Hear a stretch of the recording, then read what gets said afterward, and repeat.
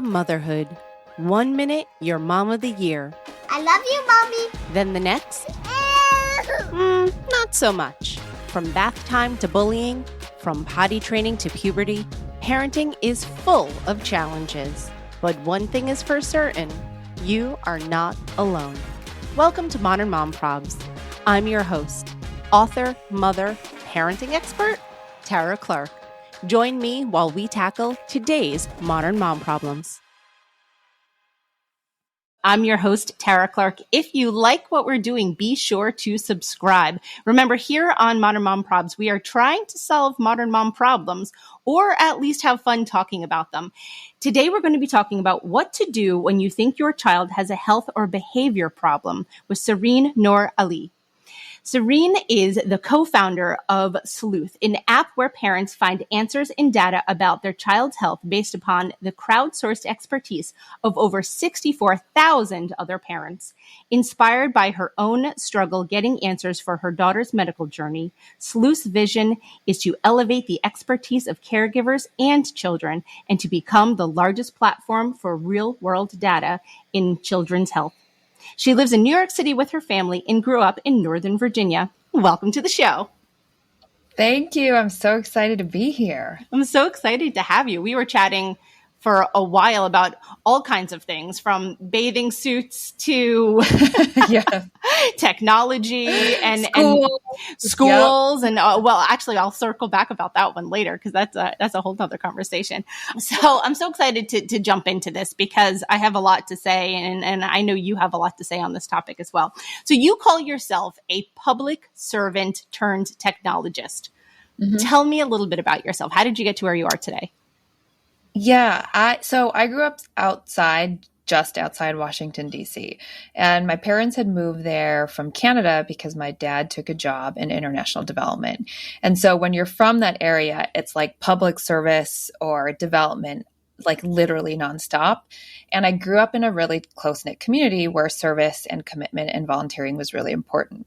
And so that was always a huge part of my childhood, which is like, how do you build things? How do you be a person that can help other people? And so it was kind of like a natural transition to go into government after grad school, because for me, that's what I was used to. And when I turned into technology, what I really loved about that turn was you could do the same thing with technology, but with a model that moved faster. And I love to move fast. So for me, that was like perfect. The government was amazing, but it was like a little too slow for my pace. Yeah, that makes sense. I could definitely see that. So you co-founded Sleuth because you felt that there was a need in the market. And I could totally second that. And so yes.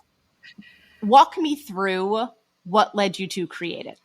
So there is this moment where I live in New York City now, and there was this moment where I got a phone call from my daughter's doctor, and I had been waiting for the phone call because she had had a pretty big diagnostic exam, and I was about to get on the subway at 28th and 7th. I got the call before I got on the subway. I ran back on the street, and I walked into the lobby of a building, and I heard what this woman said, the doctor said, and I fell on my knees. And I feel like that's the start of the story. And what I didn't know then was how hard it was going to be to get information to know what to do next. Because the doctor gave me kind of what was going on, but what really matters is clinically what's happening in your child. So like, what are you seeing at home? And there's a pretty big divide. Like, she was doing actually fairly well, but I know she needed additional interventions like physical therapy and speech therapy. And I got all that information. Like I thought I was going to get it from the medical system, but they didn't help me find it. They just said, this could help, go find it. And so after a long struggle, I quit my job and I got the best information from other parents on Facebook groups, from people who are a little bit ahead of me on the journey. And when I was ready to go back into the workforce, because, my daughter was doing fine, and that was like her first part of the story. And there's a second part of the story where it kind of got a little bit worse. What I ended up meeting my co-founder, and he's like, look, crowdsourced data from caregivers is a thing. It's accurate. And I was like, wait a minute, I've been a mom for, by that point, I think 6 years. And I was like, nobody ever really gave me the confidence to feel like I actually knew what was going on with my child. And so that's kind of like the origin story. Yeah. I feel like that happens so often. as a special needs parent, you sort of have the voice in the back of your head that's saying, something's off, something's not quite right here. Have you found that to be the case? Yeah, I think that there's this nagging feeling of like, I wish I could do more. I know something is wrong, or like, even if not something is wrong, I need to get to the next step to get a final answer. And I think that a lot of parents feel like, well, it's not done, that the circle isn't complete. Like, I can't get my head around this last part. So I need to find out if that's right or not, because we get a lot of half answers. And I think our gut is saying you need a whole answer. And so it drives us to figure that out a lot. And I think I've honed that instinct of knowing, but I want to be really transparent. Like we talk to parents a lot and they say, trust your gut, trust your gut. I did not have a strong gut in the beginning. In fact, when we got that phone call, I was really shocked because I was so sure everything was fine. And I think it's taken me a long time to excavate myself from the narratives of motherhood of like, I felt like a failure that I didn't have that gut feeling. I think now I do, because I've really gone inside to hone my internal intuition. But I think a lot of people just have that sense of like, I'm not finished with getting an answer. Yeah, that makes sense about the sort of like finishing the stress cycle there. Yeah, exactly. Because I think we know when our children need to be better supported. Yeah. What happens then, right? Like, you and many parents like receive a diagnosis and you go, okay, like, now what? Yeah. I think the first thing we do is go online. Even though everyone says don't Google, I think that's exactly what we do first. And that is actually where we want to be with our startup, is like, when you're Googling if your child is talking on time, you have the tools you need to actually track your child and know if that's right. I think you also really go to parents who have been in your shoes. We go to Facebook, we go to the mom groups, we go to TikTok. We are just trying to find someone who can hold our hand through this moment to get us through. And then the challenge is like, there's a lot of information. And the challenge at that point is like, how do you sift through the information and get the accurate information? And that's where I really, really believe that thoughtful technology, we use AI, can play a huge role, because you don't have the time to scroll through all the answers on Facebook. And I think there's a role for other people to provide emotional support. And now there's this big area of opportunity to say, let me help you get the better information from people who've been there, done that. Yeah. And because not all of the information is accurate, or not all of it is helpful. So it's a lot of time spent and wasted, if you will, trying to like sift through the proper nuggets, the things that are going to be beneficial. And it doesn't have to be hard. Like, I think about motherhood and I have this perception that everything has to be hard, but actually not everything has to be hard. We have Instacart, right? Like, that makes growth, right? Like, there's these things that can make our life easier, but I think there's this narrative of like, because so many things are hard, like we don't have good parental leave policies because it's hard to balance like life and work. So it feels like everything has to be hard, but actually there are these areas where like, it doesn't have to be hard. It doesn't have to be hard to buy our kids clothes, for example. It doesn't have to be hard always to get answers for what's going on with them.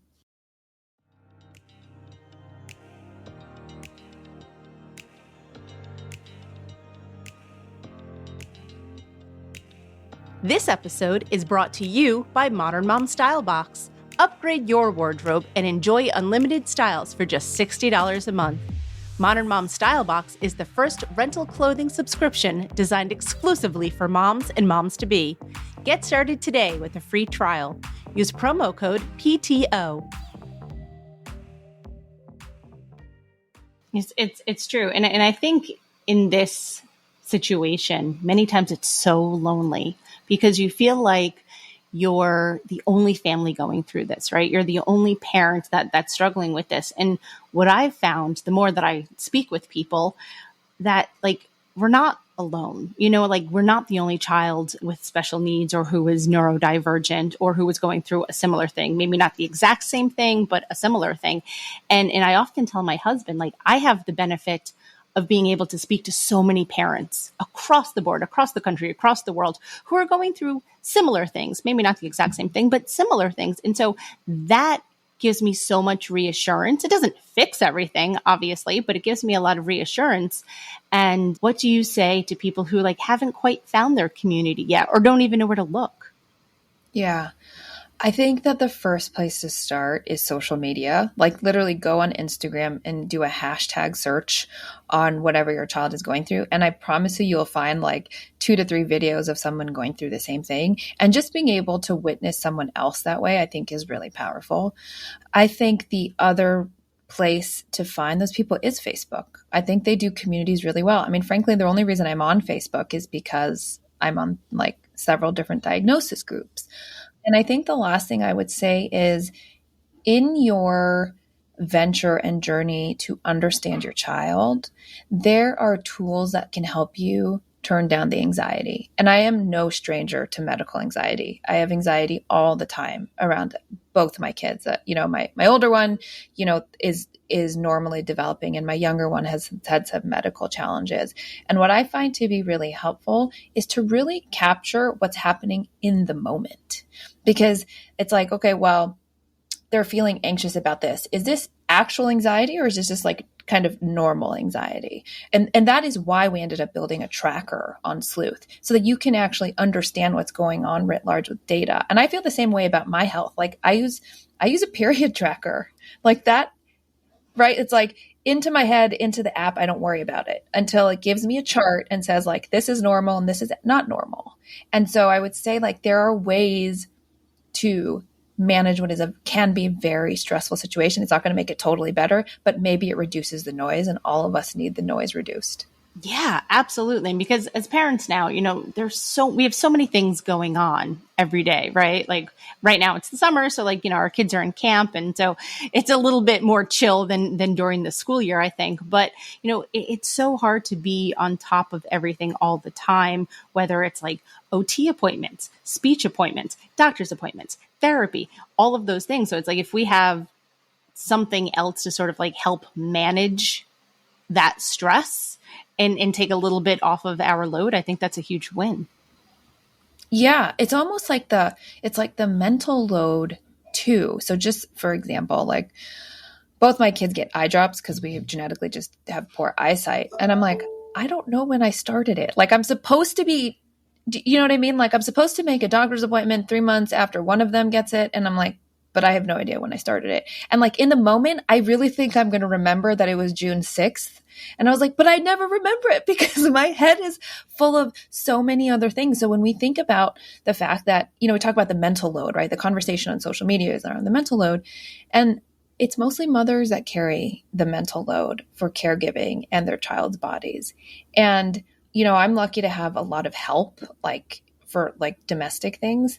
And even with that, I am overloaded with just camp forms, medical forms. When was this medication taken? When do you stop? When do you make the appointment for the speech therapist? It's mind numbing. Like I'm sinking, Yeah. And I know others are too. Yeah, absolutely. And then like, even I'm just going to add like one step on top of that, like even your relationship with your spouse, for people that do have a partner, I read something the other day, and I don't quote me if this is 100% accurate, but it was something like 85% of families with children with special needs get divorced. And I was like, that seems extraordinarily high as a statistic, but having special needs children can really wear on your relationship. Totally. There's not enough time.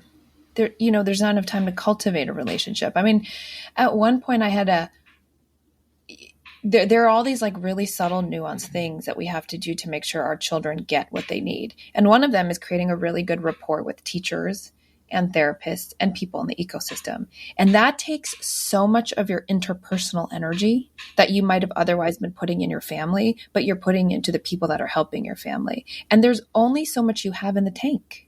And so that statistic is sad and unsurprising when you think about the day-to-day heaviness. And this is true of whether one considers them having a child of special needs or not. All children have needs, right? Whether you have a diagnosis or not, there's just, especially post-COVID, there's a lot more on our shoulders because there's a lot more on their shoulders emotionally. Yeah. Yeah. And obviously with the pandemic didn't necessarily help the mental health of our children either. And so, and again, I'm not going to quote a statistic on this, but it was something, extraordinary, more kids needing to see mental health professionals about anxiety and depression post-COVID.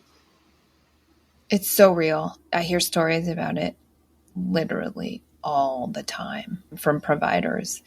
And just, I'm happy to see that there's like more solutions coming to the market, because I think it's really hard to know what to do. I mean, we have an anxiety quiz on Sleuth, and we think of ourselves as like, here's your first point of entry. Like, we help you know what's going on. And so we're talking internally on the team, but how do we help people get to where they need to go? Because we also know there's a shortage of providers. Yeah, that's absolutely true. Do you have any recommendations on that? It's such a good question. I mean, how can anyone address the shortage of providers? I do think there are startups that on the telehealth, but I think I've told a couple of friends about the Coping Cat books for anxiety, and that worked really well for my older one, actually. And so you can kind of do that at home. And then my friend who's a child psychologist pointed me out to, there's actually an online course. I think it's copingcatparents.com, and you actually you get taught how to help your child through it. And I've had both of my children work with child psychologists, and I can say that, one of them, it really helped for the short time they did it, and the other one, it didn't, because I think that I can do a lot at home. And that makes me feel a little bit stressed, but more empowered too, that like, actually we can walk through it, because a lot of it is behavior change. Yes. Yeah. So much of that is, another one that I love is Go Zen. Check them out. Go Zen Love, I think, is the Instagram account, and Go Zen is like their main website, and they have courses and printables and worksheets and videos and all kinds of stuff. And I really, really want to give them a great shout out. Yeah, I think you would like them. I should put you in contact with them, because they're good people. So Coping Cat, I'm going to write that down, because that sounds amazing. And my son loves cats. So if there was a cat that would be telling him, positive things, then that's A-okay. Well, can I just tell you something really funny? So when my older did it, my older daughter did like a social skills anxiety class, which was so great for her. And she got to meet other kids her age. And they had a worksheet about things that stressed them out. And I'm pretty sure my daughter wrote me in one circumstance. She was like, when mama says this, I feel stressed. And I was like, I can handle it. Yes. Good feedback. I can handle it. We can work with this. And so I kind of loved the dynamic, because she was, she used a tool that helped her say how she was feeling, but fair warning. Yeah, well, that's true. But that is really constructive criticism. I have to say that's very impressive. Yeah. My son is currently in a program called Tap Outs. It's tapouts.com. And that is a weekly preventative mental health coaching session. Oh, wow. And so far, so good. We're about 2 or 3 weeks into it, and he really likes it. And after each session, they take like a questionnaire, and he accidentally didn't submit it yesterday. So I was able to see it this morning, and it was really cute, because I could see the things that he wants to work on, and like sort of to get insight into his thoughts. And so I love that. And then I submitted it for him, so he received credit. But we need to get links to all these. These are great resources. You know what? Awesome. I'll put it in the show notes, because I think they're super important to be able to offer, these resources to people out there. So I love that. And obviously, like, Sleuth is such a game changer. I absolutely love what you guys are doing over there too. Thank you. Yeah, of course. Thank you. Of course. So being the parent of a neurodivergent child or a special needs child, like I mentioned before, can be really lonely. What can we do as parents to like find our community or build our community? I think that talking to people is it's probably been one of the most beneficial things for me, outside of my son receiving services, obviously. Yeah. Yeah. It's such a good question, because I think people take it kind of differently. Like, sometimes I'm at a part in my journey where I'm tired of talking, and I understand the value of it too. Cause I think that's actually the important part, is like, know where you are in your journey. Some people don't want to talk about it all, or they talk about it only to people that are in the same condition, specific condition group. And I find that to be one of the safest spaces where I have to do the least emotional labor. And that's really satisfying. And I found that for me, there's like a set of 4 people, 4 out of 5 who I met on Instagram. And I am not a person who generally makes friends online, like and they've been wonderful. And I'll just message them and be like, this is what happened in my day. And it's not something that I want to share with my broader Instagram community, because I always worry that people think I might be ranting or this or that, but they 100% understand. And so I think there's a huge power in the individual connections with people and the rant text, because it's super safe. And so I think part of community is having the different levels of community. So one of them is like the people that really get you, the really safe space. And then I think we get to choose how we talk about it to other people. And the way that I talk about it to people who have different lived experiences is, I want to be witnessed. Like, please don't put your terms on me. Please don't tell me that, my daughter struggles with this medical condition for a reason. That's not anyone's story to interpret except hers. And so I feel empowered when I say that. And then sometimes I feel tired. And I think it's important to know where on the spectrum you feel the most comfortable, because I'm a proponent of protecting yourself as the caregiver. There's a lot of stuff out there. Half of your friends are on Ozempic.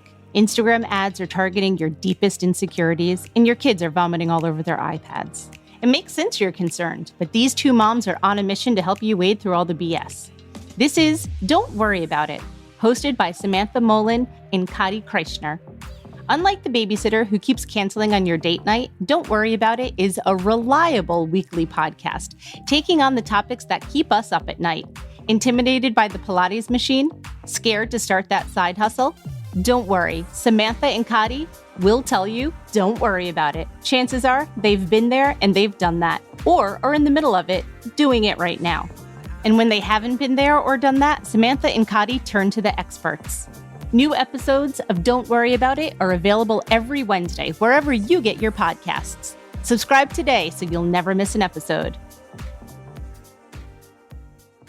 Yes, 1,000% yes. A good friend of mine who is also on Instagram, she told me once, and it stuck with me, and I'm going to share this with you now, is not everyone is deserving of your vulnerability.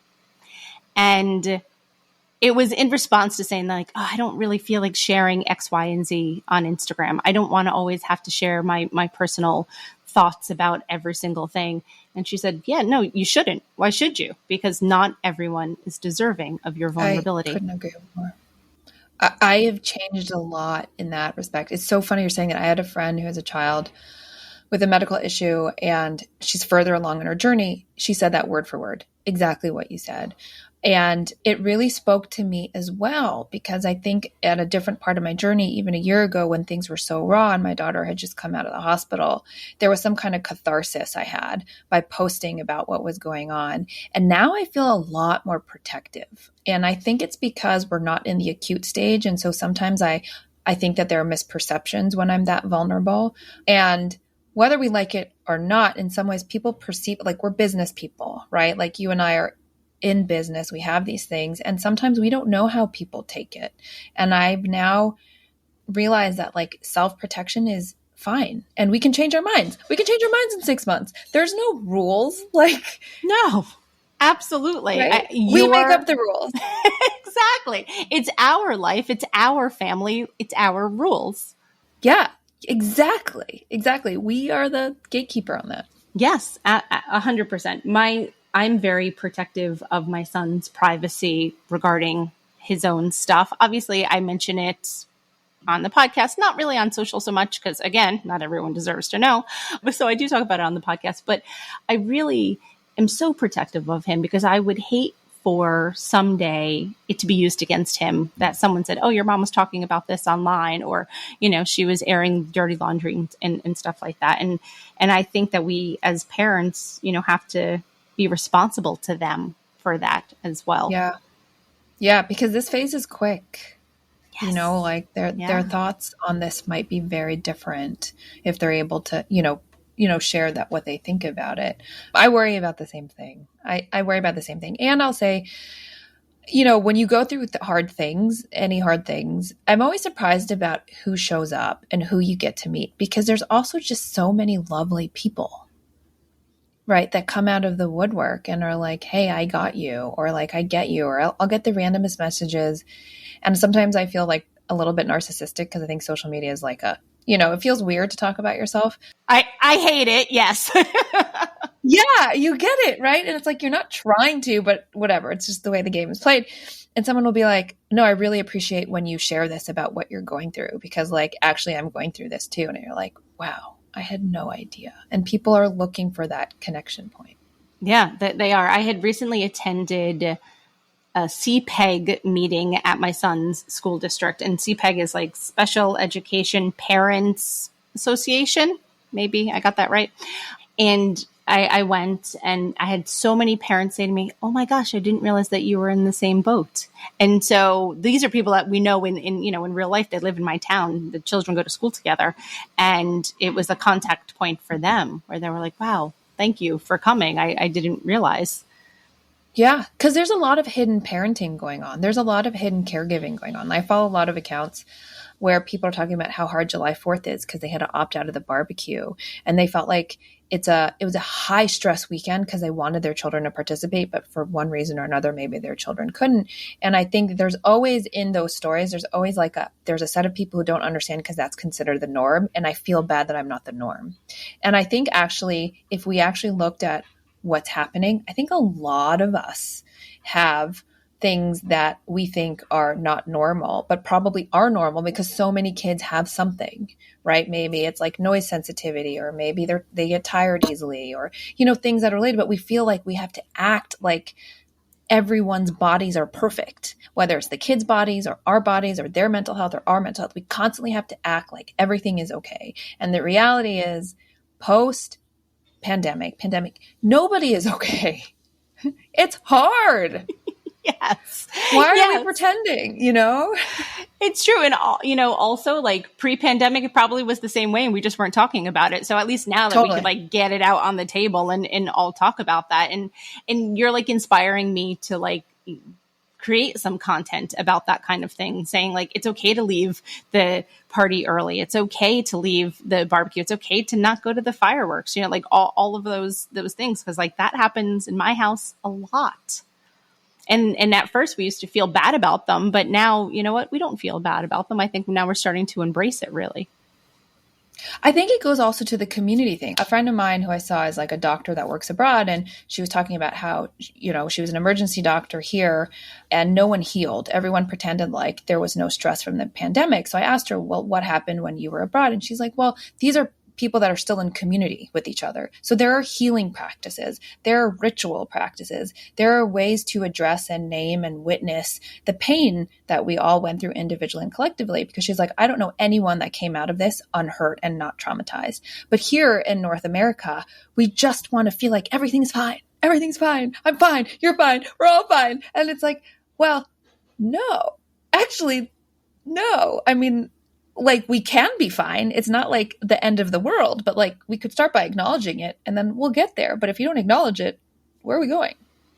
Yeah, 1,000%, 1,000%. How did your kids do during the pandemic? My son actually loved virtual school because I think he has a lot of triggers in in-person school.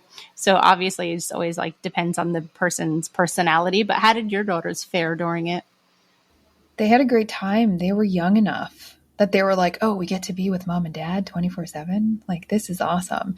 But I always find myself wondering how older kids did, because I've heard some stories that it was harder for some kids. So I think the younger the kids, like the labor was more, but maybe they were protected. Mm-hmm, mm-hmm. I agree. I agree 100%. So tell everyone where we could find you. I feel like I could chat with you all day, but maybe we'll do it like off camera. Likewise. Please check our app out. You can find it on the App Store. It's called Sleuth, Sleuth, which, fun fact, means a family of bears, as well as the definition that all of us know. So it's kind of inspired by the idea of being a mama bear and a papa bear, because we'll do anything for our kids. That's amazing. It's so much fun. Fun fact. Fun fact. And you can just go on hellosleuth.com and download the app. It's in about 6 weeks. We're going to be releasing something really, really exciting, but you can check out what we have now too. Awesome. Fantastic. I love it. Thank you so much for being here today. Thank you for having me. This was awesome.